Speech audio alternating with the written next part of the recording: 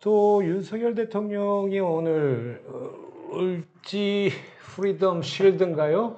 예, 그 훈련을 시작하면서 예. 네. 자유민주주의 체제를 위협하는 반국가 세력에 대해서 또 언급을 했어요. 네. 그 우리 작가 여기 문안에는 유행어로 밀고 있는. 제가 살짝 빵 터졌었는데. 아니 그러니까 작년에는 이맘때쯤에 뭐가 제일 말씀하셨냐면 공산 전체주의 말씀하셨거든요. 그래서 정말 뜨아했어요. 저는 솔직히 우리 그 백MC는 잘 모를 수도 있는데 나이 세대가 틀리니까 저는 어렸을 때 또리 장군이라는 만화가 있었어요. 네? 또리 장군이요? 네, 또리 장군이라고 네. 그 반공 만화가 있었어요. 어. 저는 진짜 어렸을 때 그걸 보면서 그때는 뭐라고 묘사를 했었냐면 김일성이었죠. 김일성이 살아있을 때였으니까 김일성을 어떤 그 망토를 두른 돼지로 이렇게 묘사를 했었거든요. 만화에서. 그래서 그 또리 장군이 그 돼지를 잡으러 가는 거였는데 그러니까 그게 완전 반공 만화예요. 그럼 지금으로 이제 치면. 아이들의 머릿속에 반공 저 그걸 어렸을 심어주는 때 거죠? 학교 끝나고 5시 반인가 6시에 TV 틀면 그게 나왔어요. 또리 장군. 정말 그리고 되게 재밌었어요. 정말 많이 봤었었고.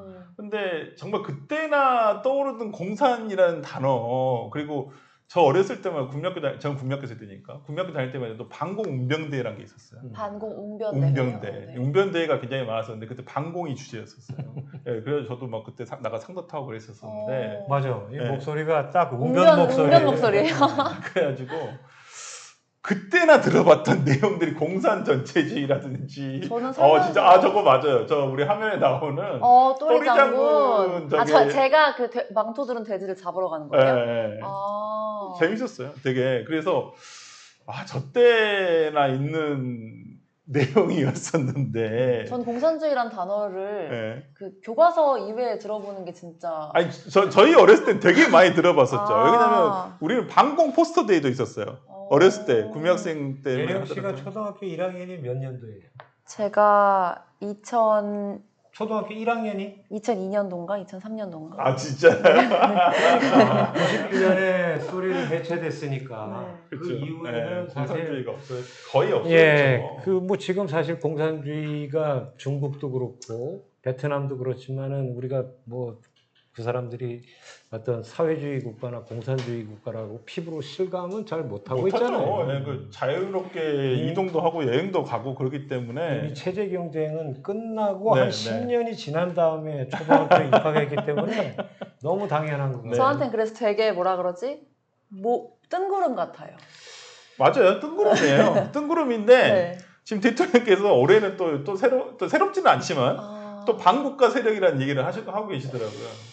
그래, 저 설변이 그 공산 전체주의를 얘기하셨으니까 이거 말 자체를 이해 못하는 사람들 너무 많을 거예요. 네. 근데 기본적으로 전체주의라고 하면 그 이탈리아 파시즘이라든가 독일의 나치즘이라든가 일본의 군국주의라든가 이런 어떤 개인의 이익보다 집단의 이익을 우선하는 그런 걸 그냥 전체주의라고 하는 거거든요. 네. 근데 우리나라에 공산 전체주의 세력이 있다.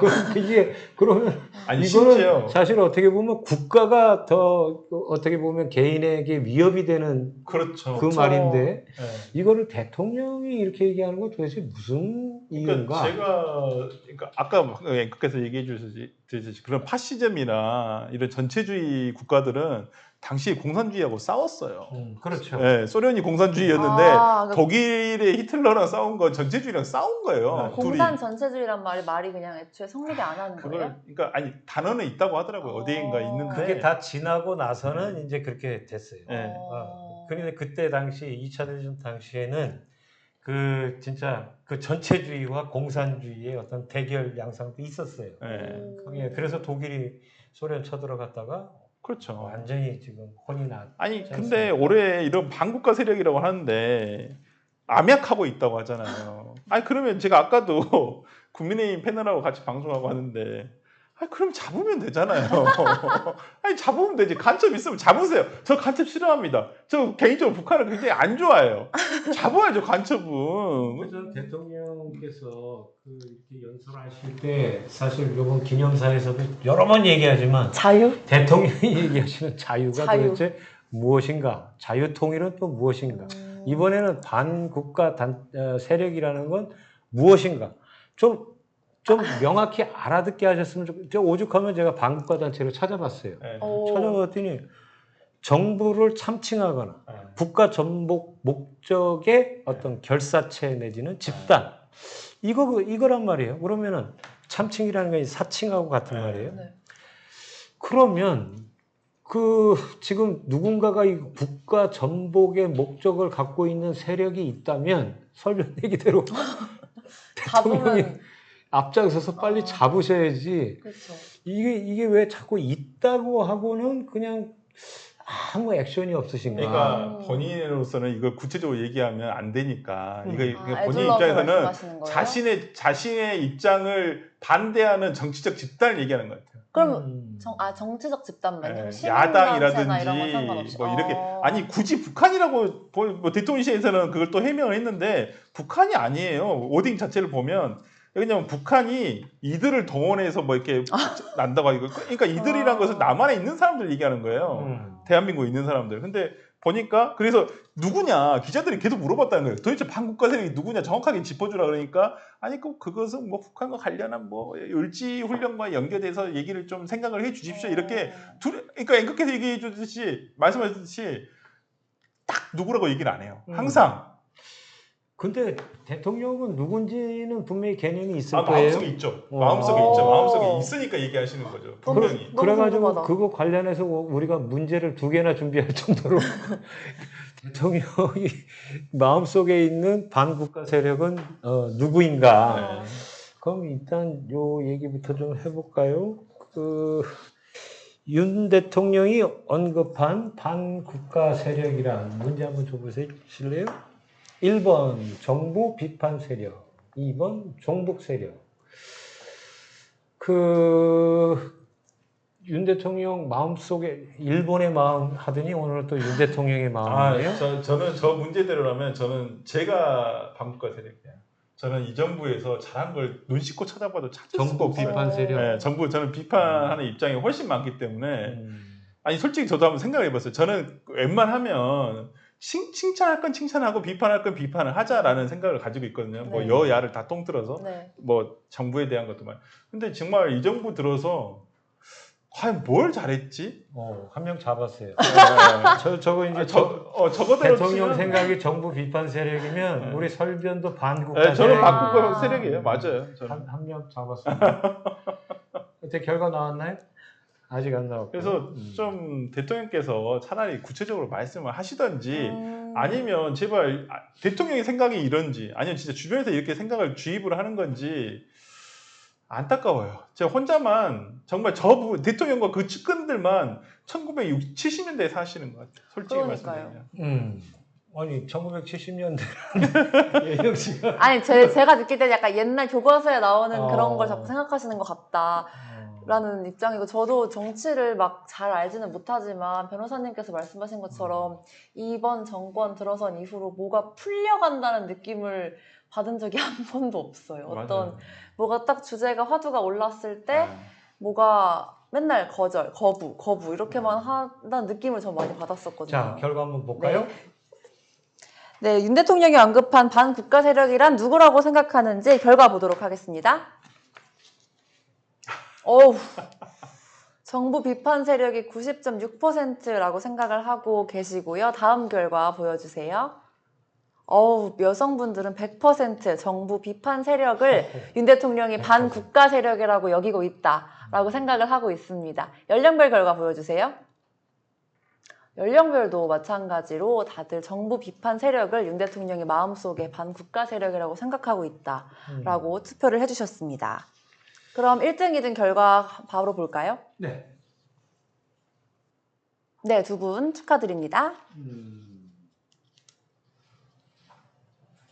많이 본 닉네임들이 그 위쪽에 있네요. 이게 약간 기술이 있는 것 같아요. 잘 맞추시는 것 같아요. 나랑 어제도 못 맞추고 있는데. 3번 받아가시고 근데 이제 반국가 단체, 반국가 세력 관련해서 대통령의 어떤 경향을 보면 네. 이렇게 이제 최근처럼 그 건국절 논란 등으로 해서 역사 인식에 대한 어떤 여론이 안 좋을 때 네. 그때 또 이런 표현을 쓰시는 것 같고 네. 그 자유총연맹이나 오늘 그 네. 을지 후리건 네. 취재들처럼 이런 훈련 어떤 군 관계에서는 또 이런 표현을 쓰는 것 같은데 네. 그러면 제가 얘기한 전자는 단일 어떤 그 여론에 대해서 누군가가 선동하고 있다 이렇게 생각하고 계실 수도 네. 있다고 네. 보고 네. 또 그런 군 관계 자리에서는 또 이 네. 종북 어떤 그 세력을 네. 지명하시는 거 아닌가? 그러니까 저도 북한의 간첩이 지금 대한민국에 없다라고 말씀드리고 싶지는 않아요. 분명히 있습니다. 뭐 대한민국의 간첩이 북한에도 있어요. 그런 사람들을 우리가 좋은 말로 휴민트라고 하는 거 있는 것이고요. 당연히 대한민국에도 북한의 간첩이 있겠죠. 그리고 북한 간첩만 있는 것도 아니잖아요. 미국 간첩도 있고요, 일본 간첩도 있고, 중국 간첩도 있고. 왜냐면 산업 스파이들이 많아요. 오히려 요즘에는 안보 상황에는 예전에는 이제 북한에서 내려와서 군부대 위치라든지 이런 걸 하려는데 요즘은 다 구글 보면 나옵니다. 그리고 군부대에 다 그 뭐 위성지도 보면 다 나오기 맞아요. 때문에 굳이 뭐 이런 걸 알고 어떤 정보를 빼가거나 특히나 얼마 전에도 우리가 해킹을 통해서 오히려 정보가 누설된 경우가 더 있었잖아요. 얼마 전에. 그렇기 때문에 뭐 북한이 지금 뭐 간첩을 예전같이 그렇게 운영하지는 않을 거라고 보지만 지금도 저는 있다고 봐요. 분명히 있을 거라 생각하고 그런 거 있으면 알면 잡아가세요. 제발. 제발 잡으시길 바라고. 근데 종북 개념은 제가 보면 그 대통령의 그 언급으로 볼 때 예를 들어서 이제 종전 협상 같은 걸 얘기하면서 유엔사를 해체시키는 종전 선언 같은 거를 주장하는 어떤 사람들 네. 그런 표현을 보면 네. 그 이전 정부의 어떤 대북 정책과 관련해서 네. 그런 정책을 그 추진하는 어떤 세력을 세력? 네. 그 지금 어떻게 보면 종북 세력이라고 표현하고 있는 거 아닌가 이런 생각도 들어요. 그럴 수도 있죠. 음. 아니 근데 종전 선언이 문재인 정부에서 추진이 됐습니다만은 현실화되지 않은 부분이 있어서 조금 아쉽긴 합니다만은 종전 선언이 대한민국에 과연 나쁜 것인가? 라는 생각을 해볼 수 있거든요. 그게 과연 대한민국 안보에 리스크를 가져오는 것인가? 그래서 오히려 제가 알기로는 미국에서도 종전 선언에 대해 상당히 긍정적으로 보고 있거든요. 왜냐하면 외국 입장 우리는 이 사실상 종전이 됐다라고 생각을 하지만 어쨌든 간에 지금은 휴전 상태거든요. 정전 협정을 맺어서 휴전 상태이기 때문에 외국에 봤을 때는 언제든지 전쟁이 날 수도 있다라고 생각을 하는데 종전 선언이 되게 되면 북한도 그 종전 선언을 깨기가 어려워요. 합의가 된 부분이기 때문에. 그래서 오히려 우리나라 대한민국 입장에서 봤을 때는 경제적으로 봤을 때는 더 이득이 되면 여기 안정감, 리스크를 하나 해소한 거잖아요. 그렇기 때문에 오히려 더 낫다고 생각하는데 종전선언을 추진했던 세력에 대해서 저는 비판하는 것은 모르겠습니다. 이건 대북 정책에 대한 문제이기 때문에 입장이 다를 수는 있다고 그렇죠. 봅니다만은 제 개인적으로는 그렇게 가는 방향이 맞지 않을까. 종전선언을 하는 것이고 정전이란 것은 통일을 염두에 두고 있는 거예요. 근데 이 통일이란 것이 뭐 지금 우리 대한민국에서는 흡수 통일을 바라는 것이고 북한에서는 이제 무력 통일을 바라고 있는 것인데 어찌됐든 간에 둘 다 부담이 있는 것은 사실이에요. 그래서 저는 그렇기 때문에 또 사실상 통일이 되는 것이 뭐 정말 근시간 내에 단시간 내에 되기는 어렵다고 봐요. 그렇다고 한다면 정전선언을 통해서 차라리 이 국가 체제로 가는 것이 오히려 낫지 않을까라는 생각도 해봅니다. 그 시계를 돌려서 2018년도로 돌아가면 네. 그때는 이제 우리하고 미국하고도 원활한 어떤 그 대화가 있었고, 그렇죠. 근데 또 북미 간에 또 두 차례 회담이 있었잖아요. 네. 결국은 결렬이 됐지만, 네. 근데 그 과정에서 계속 이어진 얘기들이 종전 협상을 다리로 해서 평화협정으로 간 다음에 궁극적으로 그 북한의 완전한 비핵화와 북미 수교를 맞바꾼다라는 그런 로드맵이었는데 그렇죠. 네. 그런 어떤 부분에 대해서 다른 의견을 가지실 수는 있지만 그 자체의 어떤 그 과정을 놓고 혹시 그거를 종북 세력이라고 본다면 이거는 좀 심각한 문제 아닌가 이런. 아니 정북이란 게 음, 북한을 따른다는 거잖아요. 복종한다는 거잖아요. 음. 지금 대한민국 국민 중에서 북한 가서 살고 싶은 분 계세요? 그러니까 지금 제가 아까 말씀드렸듯이 네. 반국가 세력을 종북 아니면 반일을 네. 주장하는 사람들한테 쓰는 것 같기도 한데 반일. 그렇다면 네. 종북 세력이라 함은 네. 그런 어떤 생각을 갖고 있는 네. 사람들에 대한 뭐 그러니까요. 얘기 아닌가 하는 우려고요. 네. 근데 이런 다 짐작입니다. 이게 지금 뭐 알 수 없죠. 알 수 없고 그다음에 반일에 대해서 지금 이게 뭐 누군가를 선동하고 가짜 뉴스를 내고 지금 그렇게 생각을 하는 거라면 이게 지금 이 부분에 대해서야말로 국민의 대다수가 네. 지금 이런 어떤 친일 흐름에 대해서 상당히 우려를 하고 있는데 그거를 만약 반일을 이유로 반국가 세력이라고 개념을 갖고 네. 있다면 네. 이것도 상당히 걱정할 일 아닌가. 그럼요. 그러니까 제가 뭐 어저께도 뭐 어디 방송 가서 상당히 좀 세게 얘기를 했는데 저는 친일이에요. 저 일본 좋아합니다. 일본 문화도 되게 좋아하고요. 일본 음악도 되게 J-팝도 되게 좋아하고요. 일본 음식 너무 좋아하고 그다음에 일본 여행 가도 되게 좋아합니다. 하지만 그러니까 지금 정부에서 얘기를 하는 것은 뭐 어떤 거냐면 저는 엊그저께 그 KBS에서 김태호 안보 1차장이 나와가지고 네. 했던 인터뷰를 제가 밤에 라이브로 보고 있었는데 네. 너무 화가 나더라고요. 너무 화가 나고 내가 너무 부끄러웠어요. 진짜.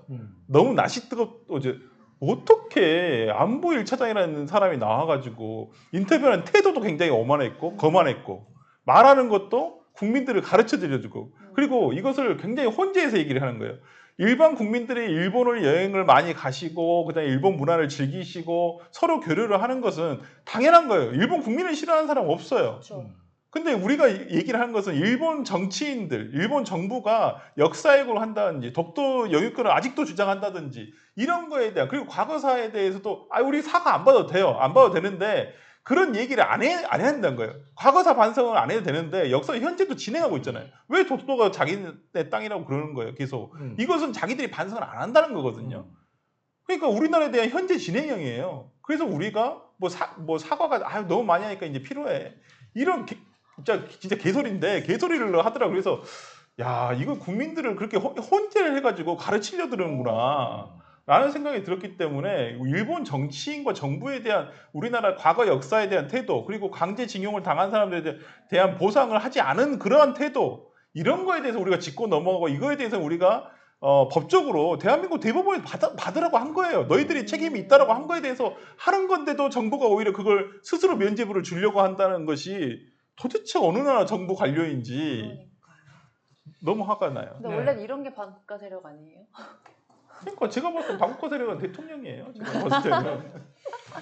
어저께도 이제 언급했습니다만은 일본이 이제 사과를 이제 십수 차례 했는데 이제 위안부의 강제성을 인정한 고노다마서부터 무라야마다마, 김대중 오부치 선언, 간노오토 선언 쭉 그 침략과 식민지 지배에 대해서 그리고 강제성, 폭력성까지 인정했는데 네.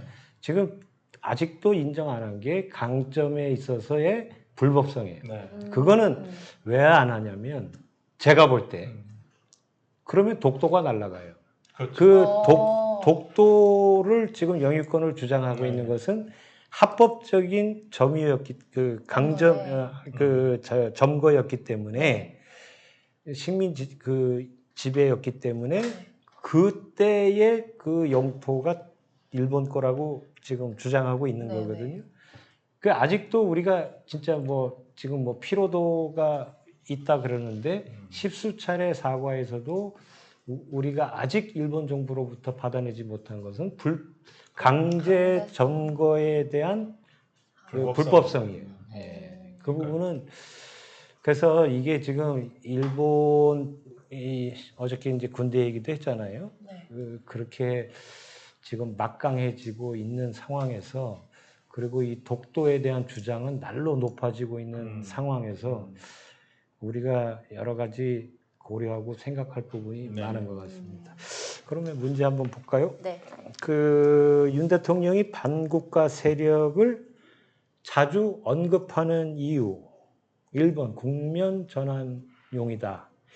2번 보수 결집용이다. 저 국면 전환은 구체적으로 뭐를 의미하는 걸까요? 그러니까 이렇게 여론이 네. 예를 들어서 이제 반일 여론이 막 들끓는다든가, 혹은 그때 이제 그때도 나왔던 것 같아요. 오염수 방류할 때도 이 반국가 세력 얘기가 한번 그렇죠. 나왔고, 홍범도 장군 그 흉상 옮기는 문제로 인해서 또 여론이 안 좋을 때도 이 반국가 세력 선동 막 이렇게 아, 그런 강한 가짜뉴스. 어조의 단어를 나왔던 사용하시는 것 게 그런 국면 의미- 전환용이다. 그런 아. 의미에서의 혹시 국면 전환용 아닌가 이렇게 그렇게 이제 생각할 예를 수도 있겠네요. 드려본 네, 겁니다.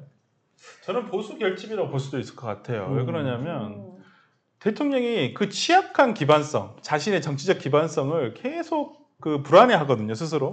그래서 매일 항상 보면 자신의 어떤 이 대척점에 생길 수 있는 주제들을 꺼내는 거예요. 특히나 그것이 정말 철진한 이념 논쟁이라는 거예요. 예. 그렇기 때문에 그렇게 한다면 또 윤석열 대통령도 지지한 세력에서는 또 뭉칠 수가 있거든요. 네. 근데 정말 저는 이것이 더 피로감을 주는 것 같아요. 자신의 지지층에 대해서 피로감을 주기 때문에 야 이것도 한두 번이지. 그러니까 지금 대통령의 지지율이 TK나 PK 지역에서도 빠지는 이유 중에 하나가 이런 것들이 계속 반복되면 그러는 거예요. 처음에는 뭐 대통령이 뭐 이렇게 얘기할 수도 있지. 그래도 우리가 뽑은 대통령이니까 정권 초반에는 더욱더 강하게 결집을 하면서 그래도 지지율을 조금씩 올려준단 말이에요.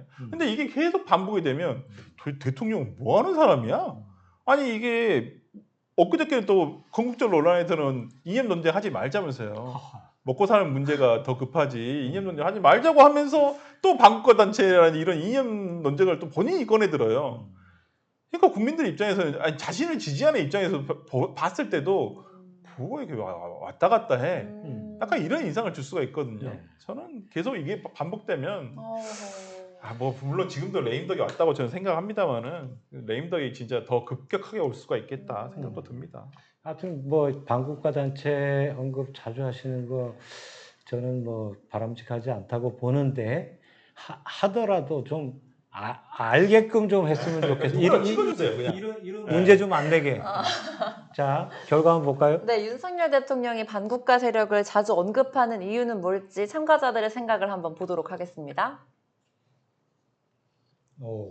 이렇게 설변이 또 보수 다수 결집 쪽- 말씀을 하셔가지고 네. 다수 쪽으로 많이 몰린 것 같기도 그런 하고요. 것 같지는 네. 않고. 그래요? 아니 근데 그런 생각이 자주 들었던 게 뭐냐면 계속 윤 대통령 가시는 거 보면 TK나 PK 지역만 가요. 맨날 서문시장 몇 번을 가셨죠. 제가 그렇게 대전에 있는 중앙시장이라든지 광주에 있는 양동시장이라든지 뭐 전주에 있는 뭐 어디 그 풍남시장이라든지 이런 데 좀 가셔가지고 다른 지역에 좋은 시장, 전통시장 시장 가시는 건 좋은데 그런데 가서 좀 이렇게 국민 통합적인 행보를 보여야 되는데 그냥 자신을 지지하는 데 가서만 계속 그러고 있어요. 저는 옳은 방향이 아니라고 봐요. 세부적인 거. 네, 성별과 연령별 바로 보고 문제 결과 보도록 하겠습니다. 남성분들은 3대 7로 보수 결집이 70%가 나왔습니다. 연령별 결과 보겠습니다. 20대가 국면 전환에 60%가량 투표를 해주셨어요. 네, 그렇습니다. 1등, 2등 축하드립니다.